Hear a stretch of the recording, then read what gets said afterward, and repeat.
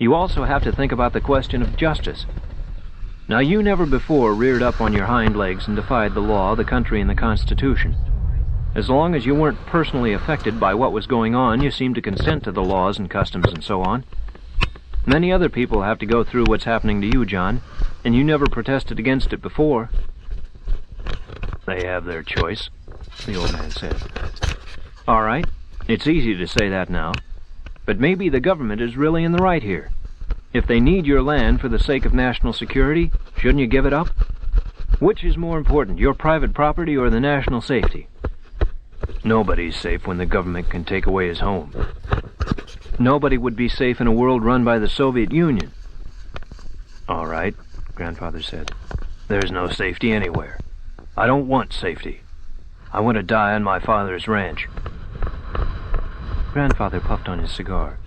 The red coal flared and faded, casting a dim, transient light over the tough features of his face. I smuggled more rum into my soda pop. Sometimes we have to make a choice between evils, Lee said. Maybe in a case like this, military necessity is more important than your private desires. Am I right or wrong? Wrong, I said, lifting my glass. You be quiet, child, the old man said to me, quietly. To Lee, he said, I can see the sense in your argument. Not much, but some. But all my feelings go against it. This is my home. I was born here. My father worked and fought all his life for this place. He died here. My mother died here. My wife almost died here. Now I want to die here, when I'm ready to die. I will not live here part-time as some sort of charity ward of the government, while they think up new ways to wedge me off completely. No, by God, I can't do that. I'll fight it out with bullets before I'll do that. Lee was silent for a while as he stared with his good, earnest eyes at the old man, at the floor, at me, at the old man again. I know how you feel. I share that feeling. Didn't I spend 10 years of my own life on this place? Look, John. He made a vague gesture with his hand. Does the land really belong to you? Is it really yours? Does the land belong to anybody? 100 years ago, the Apaches had it. It was all theirs. Your father and other men like him stole it from the Apaches. The railroad company and the big cattle companies and the banks tried to steal it from your father and from you. Now the government is going to steal it from you. This land has always been crawling with thieves. How do you suppose that mountain over there got its name? 100 years from now, when we're all dead and buried and forgotten, the land will still be here. Will still be the same worthless, dried-out, burnt-up parcel of sand and cactus it is now. And some other fool of a thief will be stringing a fence around it and hollering that he owns it, that it belongs to him, and telling everybody else to keep out. Grandfather smiled and drew on the cigar. I hope his name is Vogelin. Or Star. Why don't you give in, old horse? Give in gracefully, like a gentleman, and let the generals make fools of themselves here for a while. Let them have their turn. Let them. I'm willing. But I ain't going to give in like a gentleman. If I have to give in, I'm going to give in like an Apache. That's part of the pattern, Lee. That's the tradition around here. Lee stared hard at Grandfather before breaking into a smile. You stone-headed old idiot. You are crazy. You must be crazy. Hand me that jug. Billy, will you get us some more ice? Grandfather asked. Yes, sir. I got up from the floor. The wall yawed toward me. I placed a hand on it to hold it up. Ice, I said. Now, Lee said after a deep sigh, let's begin all over again. Let's see if we can't study this thing from some other angle. Keep trying, I heard the old man say as I staggered into the darkness of the kitchen, feeling my way toward the lamp on the table. But the first thing I felt on the table was not the lamp, but the rifle, and beside it the box of ammunition. I sagged against the table, leaning on it with both hands, and waited for my head to stop swimming. Through the fog which enclosed me, I heard, out in the night, the great horned owl crying for hunger. and in the brush and sand along the wash, all the little animals, the rabbits and banner-tail mice and ground squirrels, would be listening, frozen in terror. Chapter 9. I slept badly that night. Halfway through the night, the nausea in my belly became unendurable. I crawled feebly from my bunk, wobbled to the doorway, and vomited about a quart of rum, Coke, and half-digested supper onto the ground.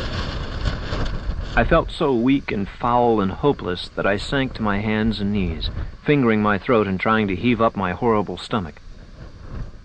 Finally, emptied and exhausted, I crept back to bed and fell into uneasy sleep, with dreams of trouble and fear, barking guns and barbed wire, a ripped-open horse and a barren well, clashing through my mind.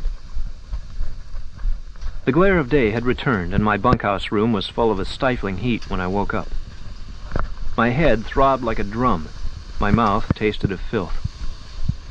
I lay on my back for a long time, staring at the cobwebs on the ceiling and the circling flies. When the heat became at last too much to take, I sat up, pulled on my jeans, shirt, and boots, put on my hat, and stumbled outside into the dazzle of daylight. Bearing toward the ranch house, I tramped dizzily over the stones and weeds, aware of a dark thirst. The sun was high in the east, near 8 o'clock, flaming dully through layer upon layer of dust and heat. Lee's car was gone. Approaching the house, I saw Grandfather coming out of the cow pen with a milk pail in hand. He'd let me sleep through my morning chore, and, faintly ashamed, I mumbled my good morning without looking him in the face. We entered the house and the kitchen, where the old man put the milk in the refrigerator. I found a cold breakfast of slab bacon and scrambled eggs waiting for me. I didn't want to eat, but it seemed necessary. We might be in for a busy day. I forced the greasy stuff into my mouth, chewed without pleasure, and swallowed it down, somehow. Coffee seemed to help. I poured a second cupful. Billy, you're going home tonight. What? His words came to me through a haze of dizziness and fatigue. Going home? Tonight. Grandfather held an open letter in his hand. This is from your mother. Lee brought it last night. She says if I don't send you home within a week, she's flying out here to get you. She's mad at me. Lee'll take you down to El Paso again this evening, and this time we're putting you on an airplane. Let's see you try and stop an airplane. I could do that too, I thought, if I wanted to. Aloud, I said, "But you said I could stay another week, Grandfather." That was the day before yesterday. Anyhow, we got these orders from your mother. I'd been expecting such an ultimatum to arrive. Besides, I was too sick and tired to protest anymore. With dull nerves and a heavy heart, I finished my breakfast and washed the dishes. As for the old man, he walked once more all through the house, inspecting the fortifications, preparing food and water supplies, checking the guns, counting the ammunition. He seemed to me more resolute, less agitated than ever before. He came back to the kitchen and stood and watched me, polishing his glasses. You'd make a good partner, Billy. I'm sorry you have to go. I said nothing. I felt too resigned and at the same time too bitter to make an argument. As we stood there in the gloom of the kitchen, we heard the rumble of engines, not one but several, and approaching rapidly. We went to the front door and looked out. Over the rim of the bluff behind the ranch rose billows of dust. Here they come at last, Grandfather said, though as yet we could see nothing but the dust cloud. The first thing he did was put his glasses on. The second thing he did was pick up the shotgun. "Maybe it's Lee," I said, but the old man shook his head. The lead government car appeared around the turn, came down the winding road and toward the house, past the outbuildings and under the trees. The first car was followed by two others, gray government sedans loaded with armed men. The first car stopped out in the yard, half in the shade. While the driver stayed at the wheel, the man beside him got out. It was Burr, the U.S. Marshal. He wore a suit like DeSalia's, like a businessman, and was not armed. But we could see the glint of rifles in the other 2 cars and the sheen of leather straps and badges. 2 men in the first car, counting the marshal, and 3 in each of the others. The marshal walked toward us. He was not smiling at all this time. "Billy," Grandfather whispered to me. "you sneak out to the pickup and get the revolver." "Yes, sir." I sidled off to the end of the porch while Grandfather, holding a shotgun, waited for the marshal to speak. There was no way for me to get to the pickup truck unobserved. The men in the cars were watching me. So I simply walked, as casually as I could, toward the truck, hoping no one would pay me any attention. As I went, I heard the opening parley between the old man and the marshal. "Good morning, Mr. Vogelin." "Stop right there. Stop. Don't come any closer." "I said good morning, Mr. Vogelin." "I heard you, Marshal. Now you stop right where you are and don't come one step closer." "Okay, I'm stopped." "Stay there." I looked back. The marshal stood some 30 feet away from the porch steps, full in the harsh glare of the sun and facing the double-barreled shotgun aimed at him from the shadow on the porch. "Now, Mr. Vogelin, I guess you know why I'm here." "It won't do you any good, Marshal." "I'm here to help you move, Mr. Vogelin. I'm here to carry out the orders of the court. Are you ready to leave?" "I'm not leaving." "All right, Mr. Vogelin, but I thought I'd give you one last chance to leave peacefully. I'll use force if I have to." "You'll have to. I'm ready. I'm ready, Marshal. Tell your men to start shooting." "We don't want anything like that. For God's sake, listen to reason." "I've got all the reason I need, Marshal." I reached the truck, opened the door, and half entered, leaning toward the dashboard compartment. But when I opened it, I found the revolver already gone. I knew I hadn't taken it. Maybe Grandfather... "What you doing, Sonny?" One of the marshal's deputies stood behind me, hand on the butt of his pistol. His belt was studded with brass shells. I decided to make a dash for the house. But before I could get clear of the truck, the man grabbed me, twisted my arm behind my back, and forced me away from the truck toward the 3 cars. "We better keep you out of the way, Sonny," the deputy said. "We don't want any children to get hurt." "You're hurting my arm," I howled. "I'm sorry." The man eased up a bit on the pressure. As he did so, I made another attempt to break free. He tightened his grip again.